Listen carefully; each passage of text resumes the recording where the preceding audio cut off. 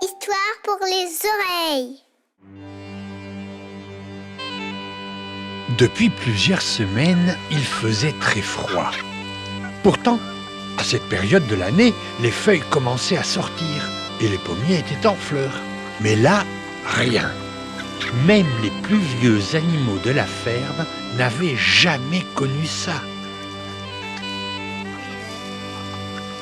Les vaches se cachaient dans les tables, se serrant les unes contre les autres pour se réchauffer. Et dans l'écurie, les chevaux et les poneys couraient sans arrêt en rond. De la fumée sortait des naseaux, de la vapeur, tellement il faisait froid. L'hiver ne voulait pas partir.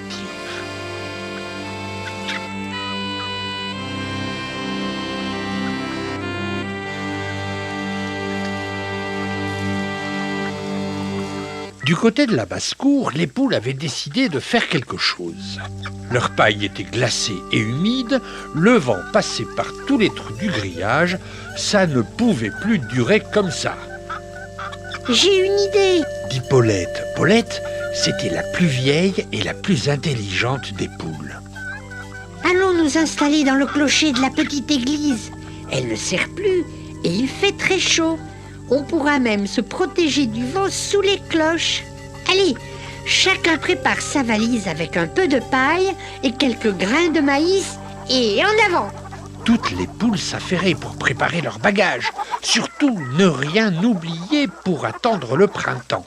Et tous les poussins piaillaient d'impatience. « Les enfants, est-ce que vous avez tous votre doudou ?»« Oui, bon, allez, en route !» Paulette ouvrait la marche. C'était un peu la patronne du poulailler. Toutes les poules la respectaient parce qu'un jour, elle avait obtenu que les renards ne viennent plus. Allez, 1, 2, 1, 2, 1, 2. On se dépêche. Il faut arriver à l'église avant la nuit. Mais des cris lointains firent stopper le cortège. « Au secours! Au secours! Venez nous délivrer! On veut venir avec vous! Ne nous abandonnez pas !» C'était la famille Lapin qui était enfermée dans le clapier. Ce fut très facile pour Paulette de les délivrer. Et le cortège démarra. Paulette en tête, les poussins, les autres poules, puis venait la famille Lapin, le papa, la maman et les 12 petits-enfants. Et Roméo le coq fermait la marche pour être sûr que personne ne soit perdu. L'église abandonnée résonna de cris de joie, surtout quand les poules trouvèrent les cloches, posées sagement sur des planches sous le toit. « Ce sera parfait pour la maternité !»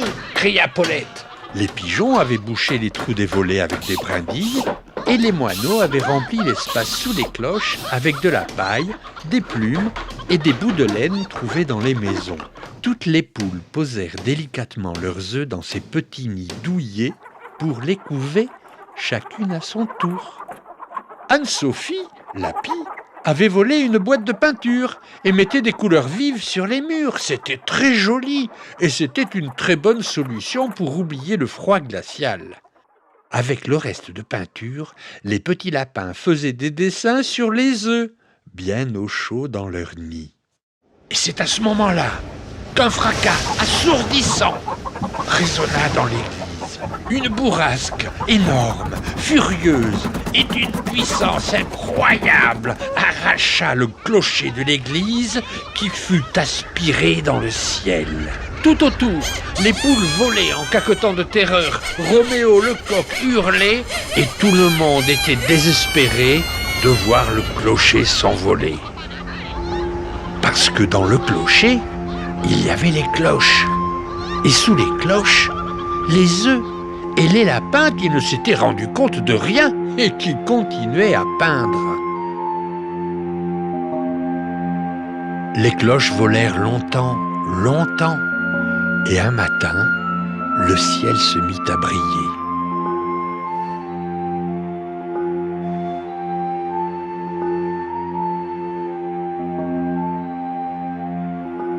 Alors elles sont descendues, tout doucement vers la terre, sonnant bien fort leur joie d'avoir retrouvé le soleil.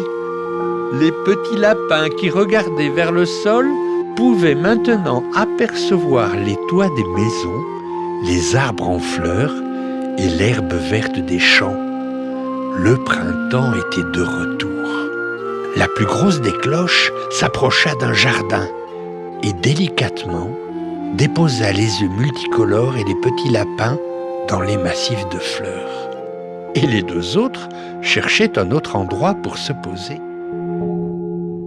Et c'est à ce moment-là qu'une vieille dame sortit dans le jardin pour étendre son linge, et elle tomba nez à nez avec le petit lapin qui essayait de cacher ses œufs pour les protéger.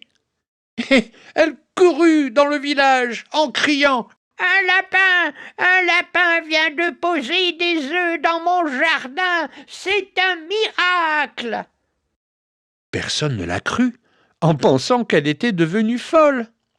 Mais depuis, chaque dimanche de Pâques, les enfants guettent le lapin qui va venir cacher des œufs dans les jardins. Et toi, est-ce que tu l'as vu ?